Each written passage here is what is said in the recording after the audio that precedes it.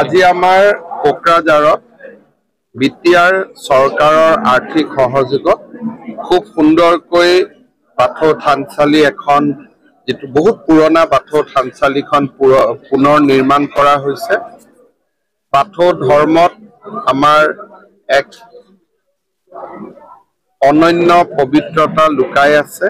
ই মানুহৰ মাজত যুগে যুগে আধ্যাত্মিকতা আৰু প্ৰকৃতিৰ মাজত সম্পৰ্ক আৰু আত্মাৰ অবিনশ্বৰতাক সদায়ে প্ৰমাণ কৰি আহিছে। মই সকলো বাথৌ ধৰ্মাৱলম্বী ৰাইজক আজিৰ এই সুন্দৰ প্ৰাপ্তিৰ বাবে ধন্যবাদ জনাইছো আৰু আশা কৰো যে সকলোৱে বিশ্ব মানৱৰ কল্যাণৰ বাবে অসমৰ শান্তি প্ৰগতিৰ বাবে প্ৰাৰ্থনা কৰিব আৰু আমাৰ ৰাজ্যখনক আগুৱাই লৈ যাব।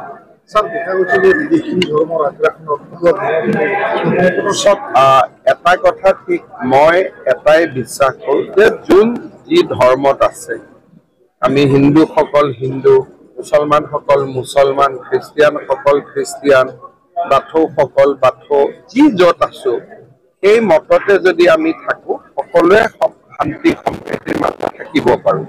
গতিকে আমি সকলোৱে তেনেকে বিশ্ব কল্যাণৰ বাবে চিন্তা কৰিব লাগে আৰু বিশেষকৈ আমাৰ যিকেইটা খিলঞ্জীয়া ধৰ্ম আছে সেই ধৰ্মকেইটাক আমি ৰক্ষণাবেক্ষণ দিব লাগে, কাৰণ এই খিলঞ্জীয়া ধৰ্মকেইটা অসমৰ এক হিচাপত আমাৰ আটাইতকৈ পুৰণা আৰু প্ৰাচীনতম পৰম্পৰা।